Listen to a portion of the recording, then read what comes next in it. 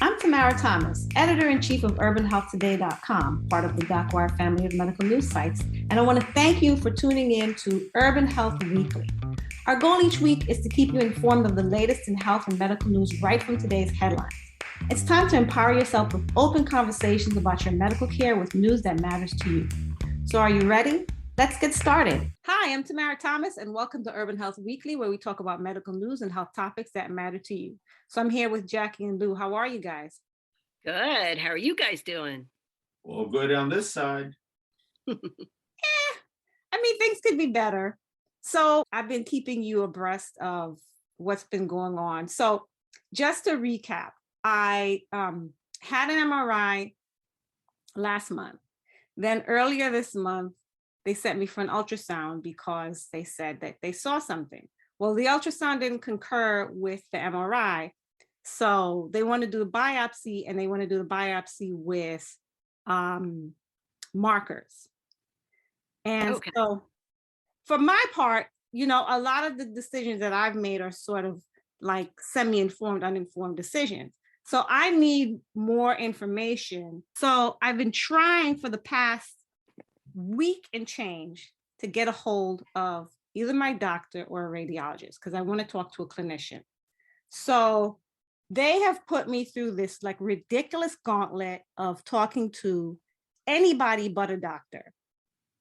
I've spoken to a nurse. I've spoken to a rad tech. I've spoken to 3 administrators. And that's already 5 people right there. That's 5 people, exactly.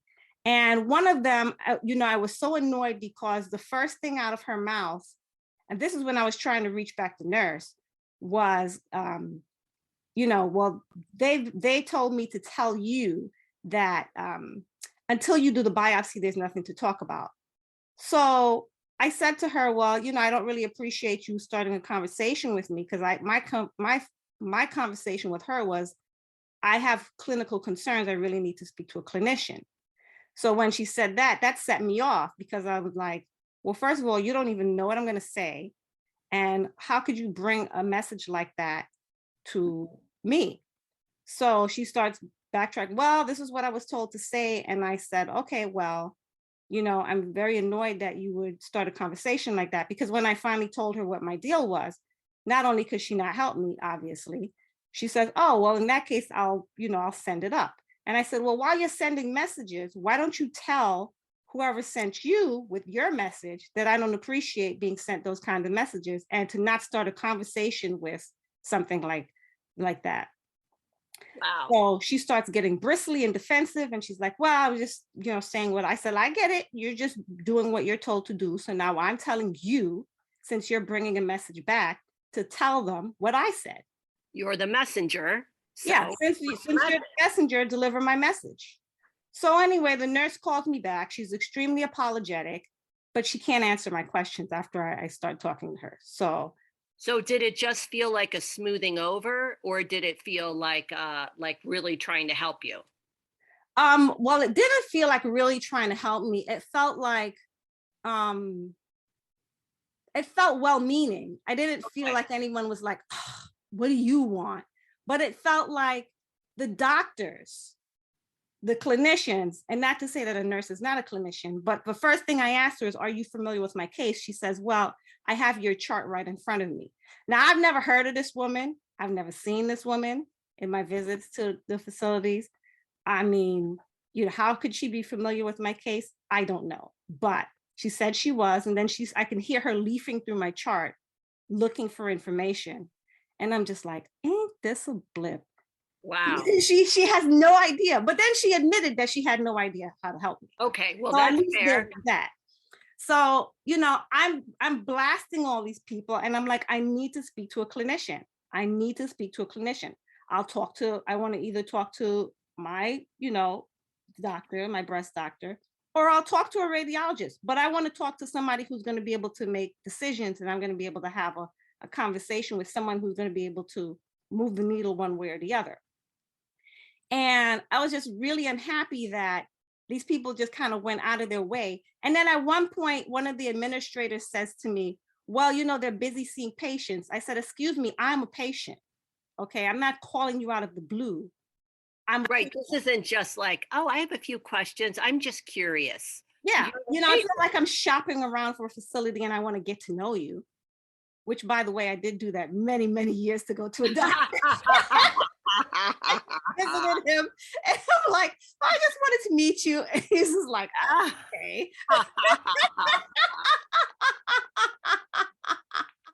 I wanted to know who was going to be, I'm going to be getting my care from. It wasn't anything Right. actually wrong with me, but so I did that many years ago. But Not this time. yeah, it just feels like it's like you're not a priority unless you have cancer. Okay. It doesn't matter that you're an actual patient with real concerns.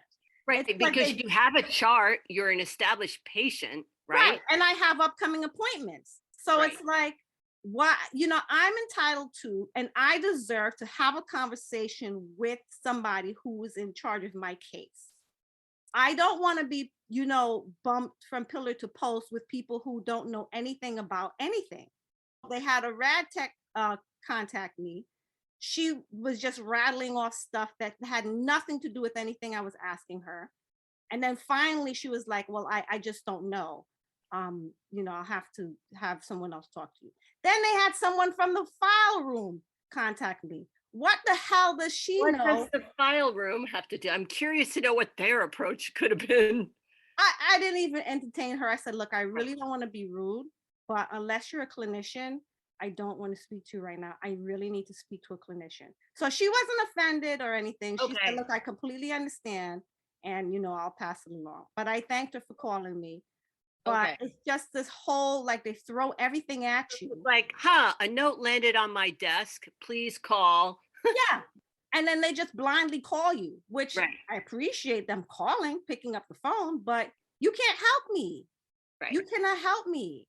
So it's just been very frustrating. So anyway, long story short, I finally got an appointment to see like a telehealth appointment to talk to my my oncologist. But that I had to even go through all of this nonsense is like, so I could see someone else with less fortitude just giving up. Yeah, I don't have that kind of strong personality, but I'm trying to develop it because it's necessary, And There's this is how people fall through the cracks in medicine. Right. It's really designed to be this kind of filter to slow everything down because they're just overwhelmed. And also there's other reasons, I'm sure, that they It's have a like lot of competence pipeline. issues. Yes.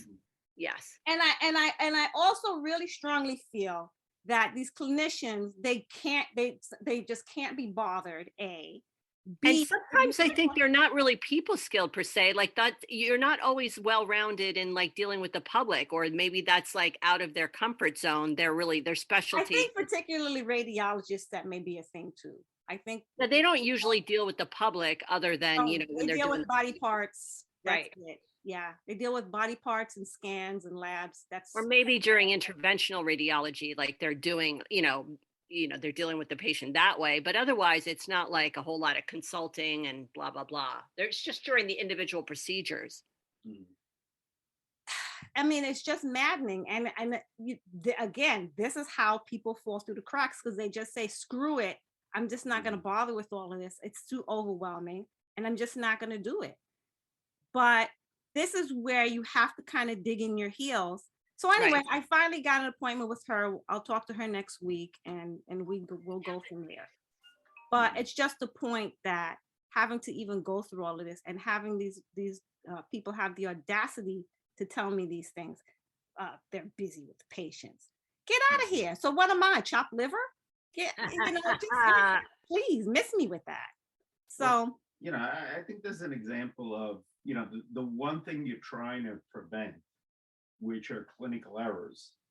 This is a perfect example of how, by trying to prevent it, you're actually growing it more. exactly. It is a perfect example of medicine by the numbers. I mean, I did a little digging when you had told me this story earlier. And one of the articles that we uncovered shows that if a radiologist feels that the lesion has a 4% or higher chance of being cancerous, rather than do more radiology or consulting or anything, they recommend the biopsy. So you can have a 96% chance of not being cancerous or anything, but their threshold is 4%. And that's what they're held to at these institutions. So in order to have a discussion or being overridden or figuring out other alternatives, you really do have to talk to your doctor. However, in order to talk to your doctor, you got to go through the receptionist, which I guess is, or, not disparaging them or anything, but they're the appointment keepers. They're not really clinically trained. Then you go through a myriad of nurses, file room people. And this is not to say that nurses are not competent. I'm not saying that nurses are not competent. They're extremely skilled and competent at what they do. But this particular nurse had zero familiarity with my case and was not able to answer any of my questions, even with the chart in front of her. Then the next step is to talk to the radiologist, which in this instance wasn't around because of the holidays. And then after that, you get to your oncologist. So you basically got to go through 5 people, do another appointment to see the doctor. Now, if somebody doesn't have the means for this, or if somebody, some people are self-employed, so they have a little bit of flexibility. But if you're not, you may just give up. You may just say, screw it. Yes, I'll exactly. deal with this again in 6 months. And, as we look at disparities, which, is our main mission, there's a huge disparity amongst money in terms of cancer care and cancer survivorship. And these disparities, are highlighted by stuff like this.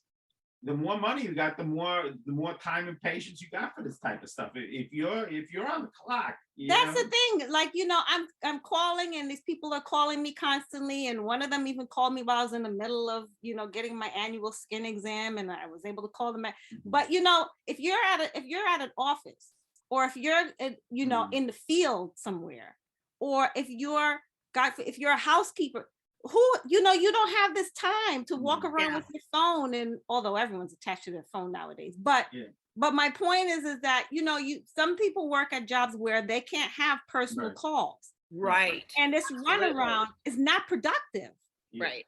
I mean, you to an extent have the ability. I mean, some people to an extent have the ability to defer work. By defer work, that means if you don't do it now, you can get to it this afternoon. If you don't get to it this afternoon, you unfortunately get to it in the evening.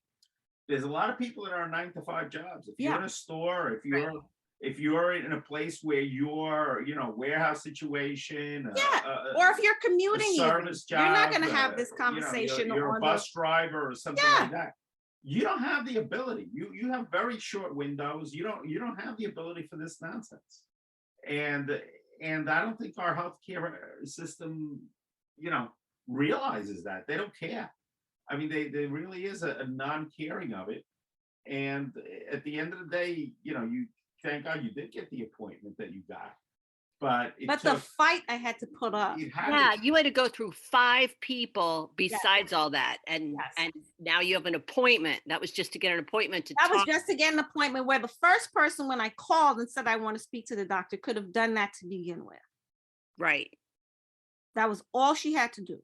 Because I had first said, I want to talk to my doctor. Wow. And the other thing that I noticed, going back to this marker thing, I was looking at different boards and stuff like that. There was this one board I came across where this radiologist was talking about the procedure, and she made it sound like it was like this easy peasy thing. And, a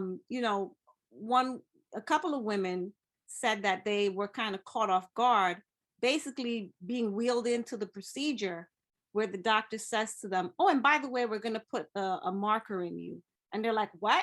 But no, we didn't discuss this. You can't spring this on me right this second. No, we're not going to do it. We didn't talk about this. And, this kind of attitude of, well, we're just going to do it, and we're just going to surprise you with it, and it should be okay. So they were they're already being wheeled in the procedure. They're not like even in the bay. Yeah. Like I felt like when I had my, right. And by the way, we're going to make these decisions without consulting you, and you better just say yes right now. It's like, no, how dare you, try to consign me like this without even giving me a discussion. Is some of that by design, or is that like just thoughtlessness in the pipeline and the way things are? Honey, I don't know. That's a I very think good it's a herding question. effect Say because that again? herding, like herding cattle. Okay. Oh, all right. It's about Herding people. efficiency. Yeah, because it makes their life a lot It makes easier. their life a lot easier. Right, right. It makes their life a lot easier. Yeah. And I get it that, when the surgeon is going in there, if there is a need for surgery, but you've got to realize that the whole process, of a 4%, 4% chance, then really in more practical terms, once you do have a biopsy, is it's more of a 20% chance that they'll find something, because in most cases either people fight back, or your oncologist says, oh, there's nothing there, or you do some other test that doesn't get done. But 80% of the people don't have a surgical intervention afterwards, and they got a chip. And they're really, when you look at the literature and you look at what they give you as a patient, it's 99% telling you, no, don't worry, that it won't set off an airplane scanner. As if that's your biggest concern. Yeah. So that would be what you get told. Don't worry, it won't set up. And that's what they told me. And it's not gonna trigger, airport, as if that's like my biggest concern. My biggest concern is I have a foreign body in lobby. Yeah, is that gonna move around? Is your body gonna react to it? I'm a tagged, cow or something. Right. For the convenience of the radiologist. It said in the article, it helps assure future radiologists. What about my assurance? This is my body. So you're thinking that I'm so unreliable that I can't carry all of my records with me or get all of my records to this doctor? What is this? This convenience medicine stuff. Like, I can't wrap my mind around it. And I get it that it cuts down on medical errors later on. It Does allows, it? Because what if it doesn't even go in? That's why I was curious. Do we know that they don't move? No, we don't know that. And also they dissolve over time. So a lot of them are embedded in this gel kind of capsule. Okay. Silicone capsule. But the capsule erodes over time. And then after maybe about 12 to 18 months, you can barely see it anymore. So then 12 to 18 months. Yeah. That's if it's sticking around for 10 years, and then it might shift in within 10 years. But 12 if they put it in the right place to begin with, because depending on what they use to put it in, sometimes it doesn't even end up in the right place. So now you're tagged for life, essentially, if everything is benign. Yeah. And in the worst case, if it's malignant, then it's not even in the right place. So what purpose does it really serve? I guess just for if you're definitely getting the procedure done. Which they don't know. Right. Which they don't know, because 80% of the time when they go in there, it's benign. Wow. So I don't know. This is a whole lot of conversation for something that's not, I don't even know what the accuracy percentage is on this thing anyway. But, I want to have a conversation with her. I'm going to have a conversation with her. So let's stay tuned for that. I'll let you guys know next time. Wow. How that whole thing went. And I'm still trying to calm down. I'm very curious to see how things go. Yeah. All right. So let's move on to medical news of the week. Can coffee or dairy cost you your hair? Most people will reach for a cup of coffee or tea first thing, and while it might give you a boost of energy, it could be damaging your hair. Ingredients in black tea and coffee can put a strain on your iron levels, which could result in hair loss. Dr. Sarah Kayat explained that losing around 100 to 150 strands of hair a day is normal, but some people can lose more down to stress. Most of the time, the hair loss will stop once your stress levels ease, but that can be easier said than done. With that in mind, Dr. Kayat, who is working with Viviscal, said you should avoid consuming caffeine, which could be causing your hair to fall out.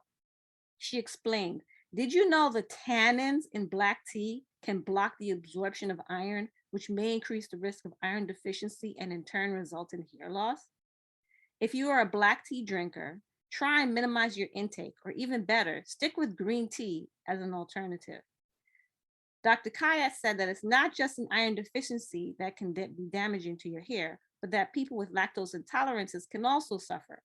While most people with lactose intolerance, and that's most of the world, aren't downing pints of milk, Dr. Kayat said, if you have an intolerance, you should try and avoid products that might give you a flare-up in order to prevent hair damage and loss.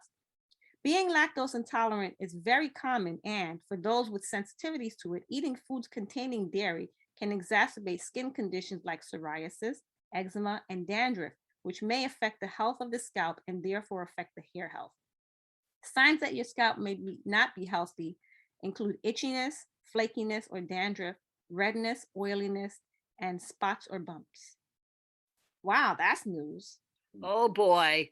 Especially that you said tea also, because I only Black started tea. drinking coffee a little while ago, a couple years ago. But my hair was always kind of like for quite a while. But Mhm. before that, I drank tons of black tea. So Oh, wow. Okay. You know, I well, was able to grow back a lot of my hair, but I never would have made the connection that it was all the coffee I was drinking. I mean, I just stopped drinking coffee because it didn't metabolize well, and I think it was altering my mood. But oh, it definitely alters my mood. That's for sure. yeah, does it make you like really, anxious and crabby? No, it makes me happy. Oh, well, that would be a reason to keep drinking, but no. Right, right. me- But I am drinking green tea now. So like I'm trying to I'm like, you know what? But Especially green you said tea has just as much caffeine.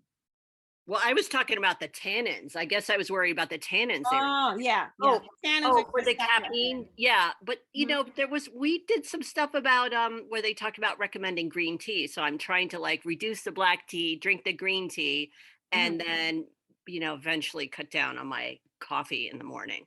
Or But maybe mushroom tea, that those adaptogens. oh, in I have some of those Yeah. mushrooms. Yeah, I should put some of that mushroom powder. Oh, I'll put that in my tea next. That's a good Yeah. idea. But it just never occurred to me that it might have been the coffee. I thought it was just genetics and stress, but Well, I'm sure it's genetics and stress plus coffee. Well, just in yeah. case. Caffeine in the coffee? No, it's the Talked about the tannins. That's what tannins. makes the coffee black. Okay. Those are called tannins, and that's what they're saying affects your iron levels. But my dermatologist was saying that it's not the iron levels per se, it's the ferritin, which is the uptake of the iron. So it's the ferritin levels Oh, that you should really be looking at. Yeah. so do you want high ferritin or low ferritin? You want high ferritin, high uptake, Okay. because you could be taking iron supplements, you could be taking in as much iron, but if there's no uptake, it's not going to where it's needed. Yeah. Okay.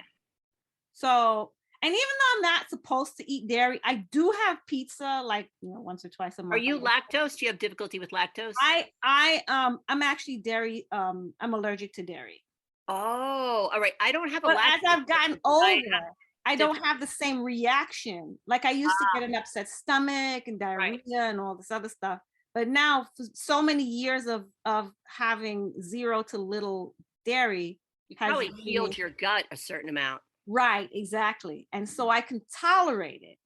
But I really shouldn't be eating it. So I'm wondering if I kick the dairy habit altogether, which is kind of difficult when you have little ones, especially a little one Yes. that's like every time she opens her mouth, pizza, pizza. It's like it takes such like It's its own food group. People I'm really telling you, it's like such a force of will for me to like not have any. But I've managed to like only give in like maybe once, maybe twice a month, but mostly once a month. You But know, I'm wondering if you I can. guys are really hurting me here because all I'm thinking about now is pizza. I know. What's the I'm deal like with the pizza? pizza Why do you monster. always think about food? I don't know every time why we talk I just about feel food? that way too. Whenever we Well, talk about because food, that's where I get that's the dairy that I don't get any other kind of dairy. I'm not drinking milk. I'm not having like cheeseburgers or stuff I like think that. if Like I that's the put- only dairy If I intake. put every slice of pizza I've had in my life, like Oh my it would gosh. go around the planet. we go to the moon and back. To the moon, Alice, to the moon. I've had deep dish. I've had Detroit, Chicago pizza. Oh my God, how Oh did we get gosh. to all Yeah. these? And it's so universal around the world. People just go, pizza. Like there's Yeah, almost it's no, such a comfort food. It really, yes, it is. you And know, kids love it. They understand pizza from like birth. I'm telling you, it's like the Golden Arches. It's ridiculous. Yeah. But I'm wondering if I kick the dairy habit altogether, like if I can just kick it altogether, if that would help. Are you doing like cauliflower pizza with Yes, I'm crust? doing the Yeah, me cauliflower. too. That's Right. exactly what I'm doing. But sometimes I do use the cauliflower crust and make a pizza. But I haven't been able to get my hands on goat milk mozzarella. Here I am talking about kicking the dairy habit, and I'm like talking about how do I build a pizza that's more that I can tolerate better. That's healthier. Well, does goat's milk qualify as dairy in your book? Goat's milk is dairy, but the Okay. molecules are smaller and they're very biosimilar to breast milk. So when you're qualifying dairy, you're saying like any Animal milk. any animal milk. Okay. So Okay. whether it's sheep milk, goat milk, cow milk. But it's closer. Goat's milk is like closer to human breast milk. Yes, it's closer to human breast milk. The molecules are much smaller. That's why, people who are lactose intolerant can have goat milk I mean, products. we all go into lactose intolerance eventually. I mean, as Well, we it's get like, what's older, like 80% of the planet is lactose Well, but intolerant that's or something mostly, like you that, know, right? if you look at it, Yeah, I nature, know. nature doesn't intend you to, be drinking the milk of some other animal. Well, We nature- have been doing goat. We've been and doing goat sheep for many, a long many, time. Yeah, for many, millennia. many, Yeah. Yes, Yeah. for a very long time. Every farmer had a goat in there, even the Yeah. poorest person had a goat tied to their fence, Right. to feed the baby if the milk didn't come through for Yeah, whatever but reason. I could see where the cow is a bit. When it turned to cows, that's when it started to be problematic. Mhm. But it's just that cow milk is just so much more plentiful. But that's because their calves are bigger. Right. And And they some- produce a lot more. That right, they produce a Right. lot more milk, and so per person you get more milk than from A a lot cow. of people feed. I get it. Yeah. So that's what happened with cow milk. But cow milk is not really, the molecules are just too big. And children can tolerate them when they're growing up because the body's going to take what it can take. It's going to take what it can get. But then after a while, you start developing, like I noticed now that my little one, she used to be able to eat an entire, because those pizzas are not big. They're little pizzas. They're like, what? Oh yeah. 6 inches, 8 inches. And she would eat the whole, and then now I've noticed that if she eats an entire pie, she will get the runs the next day. They're So- small. Yeah, so I've backed her off of the pizza, which she's just been like distraught about. But what I do now is I've just Yeah, she's distraught because Oh it's my gosh, pizza. she despises herself because it's like, she's so pizza. She's like little Miss Caesar's there. And so now I give her like 1 or 2 slices with a salad, and that's worked much better. What do you do with the salad to get her to eat the salad? Put it on her plate. Okay. I mean, she eats salad like I Does said. it have a dressing or? No, she doesn't need dressing. She does like a honey mustard dressing, but she also will eat it without dressing. Okay. Yeah, she's just used to it. So Okay. thanks for listening to Urban Health Weekly today. I hope you'll join me and my friends next week so you can stay informed and inspired to take control of your health. See you next time.